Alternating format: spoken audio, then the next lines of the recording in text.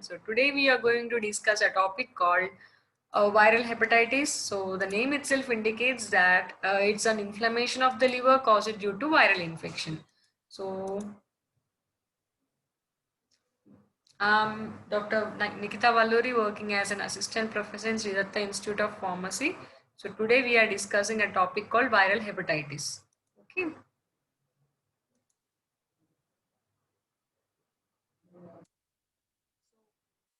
What is viral hepatitis? It's a systemic disease with primary inflammation of the liver by any one of the heterogeneous group of hepatotropic viruses. That means this is a condition in which there is inflammation of the liver caused due to any like a group of any one of this group of hepatotropic viruses. So what are the hepatotropic viruses? So there are five kinds of hepatotropic viruses. They are hepatitis A virus, hepatitis B virus, hepatitis C virus, hepatitis D virus, and hepatitis E virus. And along with this, there are some other hepatotropic viruses which cause viral hepatitis that include herpes simplex virus, cytomegalovirus, Epstein-Barr virus. So these are the other viruses which also cause viral hepatitis. So here is a picture showing this historical perspective of viral hepatitis. So the viral hepatitis A is also called as infectious viral hepatitis, and there is a serum, that means which is spreads through blood, or viral hepatitis B and D, and C is transmitted parenterally, and E is transmitted enterically, that is through gut, that is through mouth opening, like means it spreads through contaminated food and water, that is type E, hepatitis virus E. So this table, it shows what are the differences between five different types of hepatitis viruses. So viral hepatitis A, it is caused due to hepatitis A virus, and it is a single stranded RNA without any envelope. When coming to viral hepatitis B, it is caused by hepatitis B virus. It has double stranded RNA and also it has an envelope.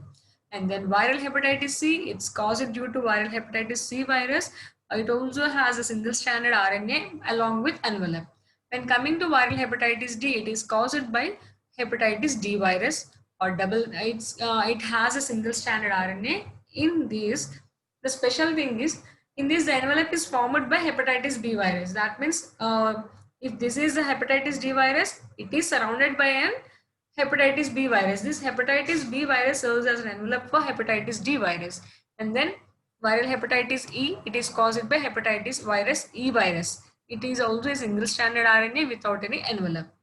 And then route of transmission for viral hepatitis A, fecal oral route, and for B, parental, vertical, and sexual. What do you mean by vertical? That means from mother to infant, from mother to baby, if it spreads, that we call it as vertical route. And hepatitis C is through parental route, through like through blood transfusions or through blood. So that is through parental. Hepatitis D is also parental, and hepatitis E is fecal oral route.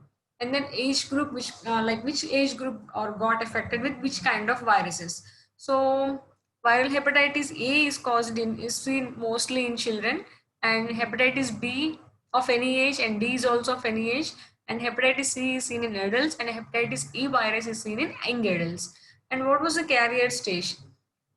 So the carrier state is present only in viral hepatitis C and viral hepatitis B, and remaining all there is no carrier state. And then coming to incubation period, it's like 10 to 50 days for viral hepatitis A, and on an average it is like 25 to 30 days. For viral hepatitis B, 50 to 180 days, and an average 60 to 90 days. And hepatitis C, 40 to 120 days. Hepatitis D, 2 to 12 weeks. And for hepatitis E, it's like 2 to 9 weeks. And then can you see the chronic infection in all the cases? No. The chronic infection is seen only in three kinds of hepatitis, that is hepatitis B, C, and D. Only in these three we will be seeing this chronic infection. When coming to A and E, they get resolved by themselves after a few days, and they doesn't progress to a chronic infection. And then specific prophylaxis. A specific prophylaxis is available for viral hepatitis A. For that, we'll be giving IG, that is immunoglobulins and vaccines. And for viral hepatitis also we'll be giving immunoglobulins and vaccines. But for hepatitis C and E, there is no immunoglobulins or no specific vaccines are not given. When coming to viral hepatitis D, as it doesn't cause alone, it doesn't cause alone, it will be like this infection comes only when there is hepatitis B infection. So for this also we'll be giving HB vaccine, HBV vaccine, that is hepatitis B vaccine, as a prophylaxis. Okay. Now we'll discuss each type, like in briefly we'll be discussing. So the first is hepatitis A. It is also called as infectious hepatitis. It's an epidemic jaundice. Why it is called epidemic jaundice? Because it spreads from one to the other through contaminated food or water, and it's an acute infectious disease caused by hepatitis A virus. As we already seen that it's a single stranded, it has a single stranded RNA, but there is no envelope. So this is the structure of hepatitis A virus. And what are the symptoms that cause that can be seen in case of hepatitis A? So as it is an acute infectious disease, the symptoms will be like fever with chills, body pains, and then fatigue or weakness, anorexia, that is weight loss, nausea, vomiting, and it also has jaundice. So there will be dark colored urine. So these are the symptoms we see generally in case of hepatitis A infection. So the agent involved here is hepatitis A virus. It's an enterovirus belonging to the family Picornaviridae family. It has a quality called, it will get multiplied only in hepatocytes till it reaches a liver cells. It doesn't undergo any replication or multiplication. Only when it is present in the hepatocytes, then only it can undergo. Then only it can multiply its number. And resistance. So the virus is very resistant to heat and chemicals, but it when formalin is stated to be an effective disinfectant. So hepatitis, if a prevention of or to prevent hepatitis A virus infection, we can give formalin. Why? Because it is resistant to formalin, and it is sensitive to formalin, but it is resistant to more other heat and chemicals.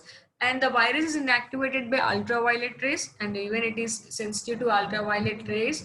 And also it can be, we can also kill or lyse the hepatitis A virus when by boiling it for 5 minutes or keeping it in an autoclave. So this is how we can kill the virus. So it is fairly resistant to heat and chemicals, but it's sensitive to formalin, which is used as a disinfectant, and to ultraviolet rays, and by boiling for 5 minutes or keeping it in autoclave. What was the reservoir of infection? Human beings. So human beings itself act as an reservoirs, and then period of infectivity from 2 weeks before to 1 week after the onset of jaundice. What do you mean by period of infectivity? That means in what days, if you get communicated with these people, you'll get infection. That means 2 weeks before to 1 week after the onset of jaundice. Also, if this was a day of jaundice, so 2 weeks before and 1 week after you get jaundice, all this, so totally 3 weeks you will be like 3 weeks will be considered as a period of infectivity. What was the infective material? Man's fecal matter. As I said that it's transmitted through fecal oral route. So man's feces acts as a infective material. That means the virus will be seen in the fecal matter of the man, of the infected man. And then virus excretion. Hepatitis A virus is excreted in the fecus for about 2 weeks before onset of jaundice and for up to 2 weeks thereafter. So that is the reason we will be considering this period as a period of infectivity. And what was the incubation period? 10 to 50 days, usually 25 to 30 days. Mode of transmission, fecal oral route by contaminated water, food or milk. Parenteral route, it's rarely we can see by blood or blood products. And sexual transmission, so only homosexual men because of oral anal contact.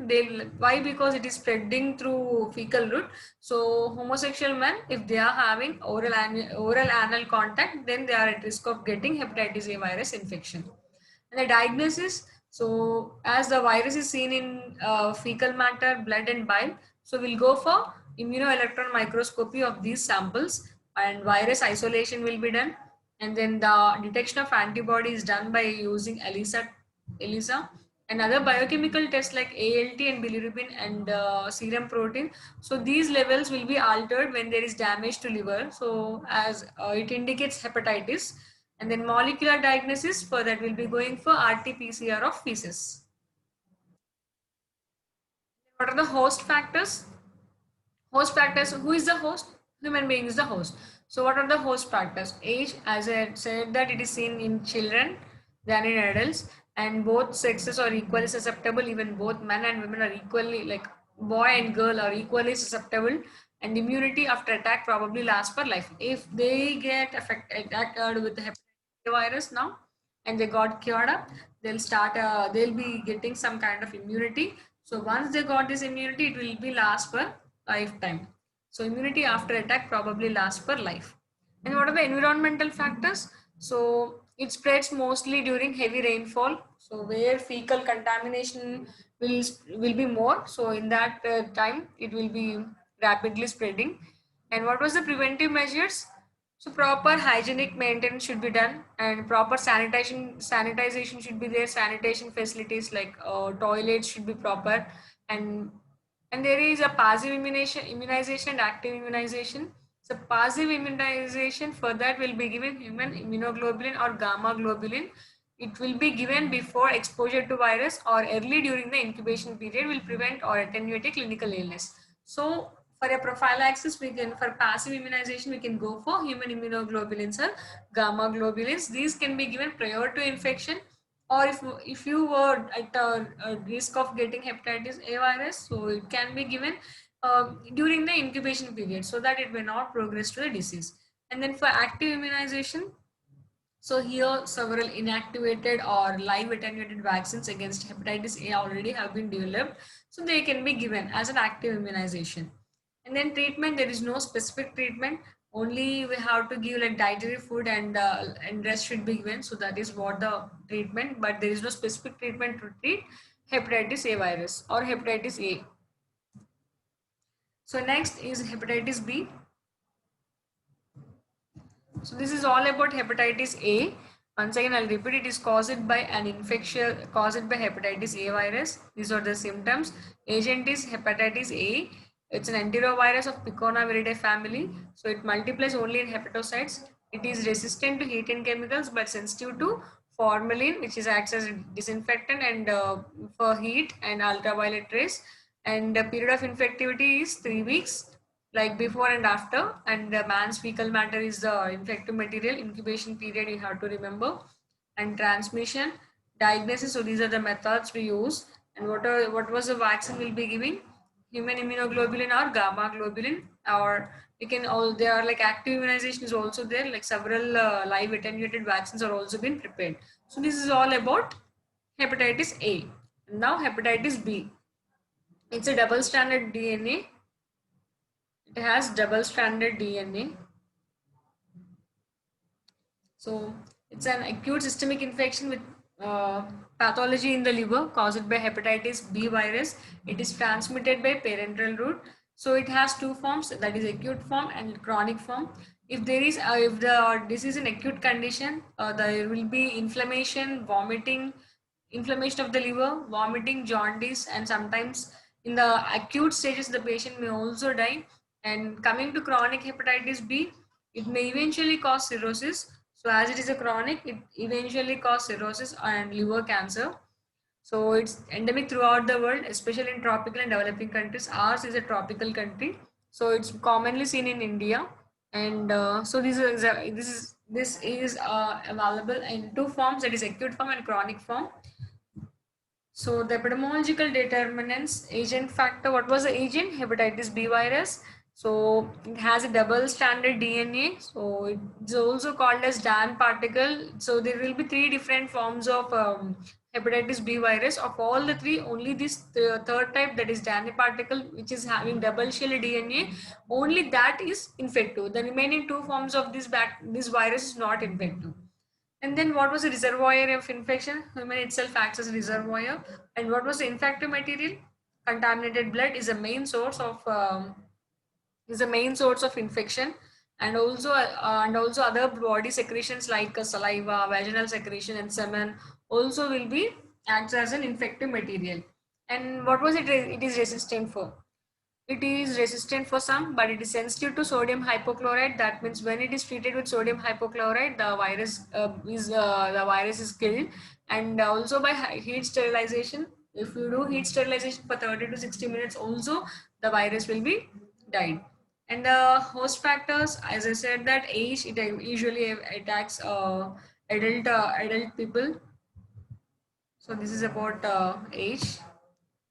and who are at high risk as it is spread through parental route. So people from endemic regions, that means where the spread is rapid, or in that region they are at risk of getting hepatitis B. And as it says spread, as I said, that it's a mode of transmission is vertical. So mothers who are having hepatitis B, then there is a chance of 99% to get the same infection in the babies. And IV drug abusers who are taking continuous IV drugs, so they also are at risk because because they are daily, as they are daily taking these IV drugs, so they are more prone to get this hepatitis B infection. And people with multiple sex partners and hemophiliacs, that means like thalassemia patients who has to take blood transfusion so regularly, at least 15 days for every 15 days, so they are at high risk of getting hepatitis B. And then healthcare personals like who work in laboratories, they will be continuously exposed to blood, and while they are taking while they are collecting samples, so they are at high risk of getting this hepatitis B. And patients who are immunocompromised, so as their immunity is low, they'll easily get attacked with hepatitis B. As we can see in case of HIV, this can be seen commonly. And then humoral and cellular response, it has three distinct antigens, as I said, that HBsAg, HBcAg, and HBeAg. So all of these stimulates the production of corresponding antibodies. And then incubation period is 45 to 180 days. Mode of transmission, parental, that is through IV drug abusers and health workers. Sexual route of transmission is seen mostly in sex workers and homosexual. Perinatal, that is, it's also called as vertical, that is from mother to infant. If the mother is having HBeAg positive, there is a risk of getting it in infants. So as I said that there are three forms of hepatitis B: HBsAg, HBc, and HBe. From mother to baby, HBeAg is being more rapidly spread. And then diagnosis for all the hepatitis, first we have to go for LFTs. So as there is hepatitis, there will be derangements in the liver function test like AST, ALT, ALP, total bilirubin, everything will be altered. And for histology, like that, histology is for tissue. We'll be going for immunoperoxidase staining, and HBV viral DNA is detected by PCR, and liver biopsy is done to determine grade and stage in chronic hepatitis. As I said that it may progress to chronic hepatitis. So when there is chronic hepatitis, there will be formation of fibrosis and cirrhosis. So further we'll be going for liver biopsy. So here is a interpretation of common serological patterns in HBV infection. So HBsAg, HBeAg, anti-HBc antibodies, anti-HBs antibodies, anti-HBe antibodies. So this is how we do this, and how do we interpret these values. So once you can go through this flowchart. So what are the preventive measures? So as vaccine is available for hepatitis B infection, we'll be giving this recombinant vaccines can be given, or HB immunoglobulins are also available. So they can be given after exposed within 48 hours of the incident. So when they get infected with the hepatitis B through any blood transfusions and they got to know, and then we can give this immediately before 48 hours so that we can prevent it from getting. And other measures like screening of blood donors, so before collecting the sample blood from the donors and before giving it to the recipients, all the times we have to screen for these. We have to do screening tests to detect whether there is any hepatitis B virus in their fluids or not. We have to test even it in the blood and also the body fluids like saliva and secretions. So here is a diagram or flow. Here is a table showing the vaccines. Hepatitis B vaccine, it has to be given at the birth as soon as possible within 24 hours. So the dose given is 0.5 ml through IM route, and the site is anterolateral side of the mid thigh. So here they'll be giving, and hepatitis B 1, 2, 3. It is the other doses, that is next three doses will be given at 6, 10, and 14 weeks. Even then also will be giving at the dose of 0.5 ml intramuscular and anterolateral side of the mid thigh. So this is how we give this vaccination for hepatitis B vaccine. And then treatment. So if already patient is got attacked with this hepatitis B virus, so what was the treatment that you can give is interferon alpha. So when we give interferon alpha, the response rate was found to be 30 to 40%. And then lamivudine, it's an antiviral. So yeah, it will be helpful for relapse or drug resistance. Adefovir or dipivoxil is also given as a treatment for hepatitis B. So this is all about hepatitis B. So acute and chronic, what were the factors, agent factors and the host factors, and incubation period, mode of transmission, diagnosis, and then prevention and treatment. And now hepatitis C virus. So this is a disease affects primarily the liver, caused by hepatitis C virus. It's often asymptomatic, but chronic can lead to scarring. So initially, as it is asymptomatic, but if it progresses, if it turns to chronic, it will be showing the signs of cirrhosis. But it is generally seen after many years. So mostly 50 to 80% of the people who are having hepatitis C virus, it will be progressed to chronic hepatitis. The incubation period is like 40 to 120 days. The mode of transmission is through IV drug use. Healthcare exposure like body, blood transfusion, transmission of blood products like not only blood, whole blood like who are donating this single donor platelets, and organ transplant without hepatitis C virus screening, carrying the significant risk of infection. Hemodialysis is those who are having a chronic kidney disease and who are on a regular basis of hemodialysis. So they are also at a risk of getting a hepatitis C virus. Accidental injuries with needles or sharps. So which are infected with hepatitis C virus, multiple sex partners, and vertical transmission. So the diagnosis for a detection of HCV antibody will be using ELISA, and HCV by RNA. For detecting its RNA will be going for PCR, and for detecting the HCV antigen again will be going for EIA, that is electric immunophoretic technique.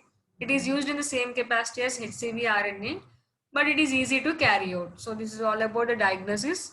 And for prevention, like general prophylaxis, like we have to screen the blood samples before donating or before transplantations, or so we have to organ screening also should be done, and blood tissue and organ screening should be done if possible. There is no specific or any specific or passive immunizing agents is not available for hepatitis C virus, and the treatment will be giving our interferon will be given for chronic active hepatitis.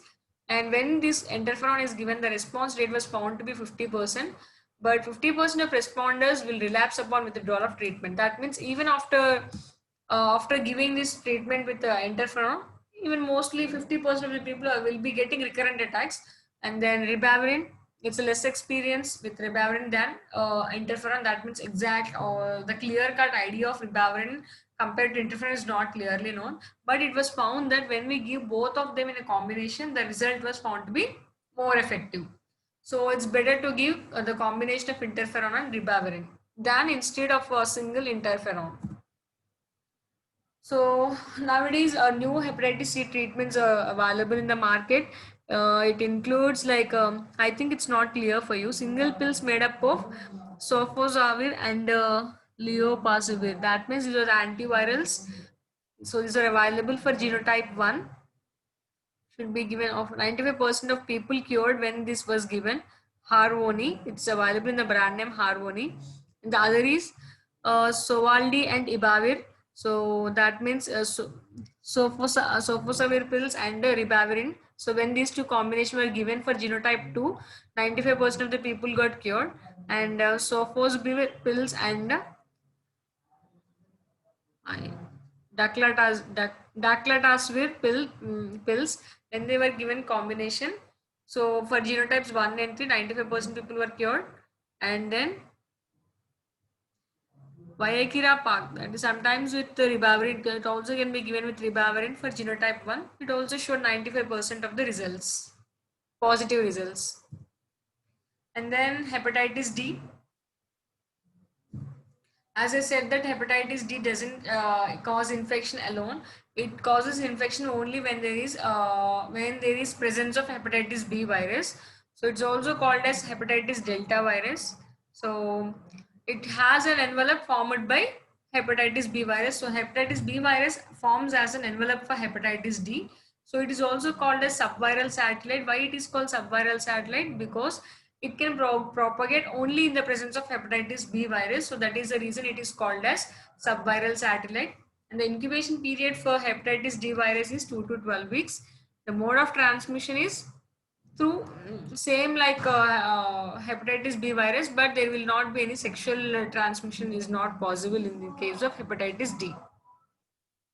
What are the clinical features? So the infection is mainly dependent on HBV replication. So it is of two forms, that is co-infection and super-infection. What do you mean by co-infection? Co-infection means these hepatitis B virus and hepatitis D virus, both of them are transmitted together at the same time. That we call it as co-infection. What do you mean by super-infection? Super-infection means already patient is having a hepatitis B virus, and now other like hepatitis D got affected. So that is called as super infection. One after the other is called as super infection. Co-infection means both of the viruses are transmitting it together at the same time is called as co-infection.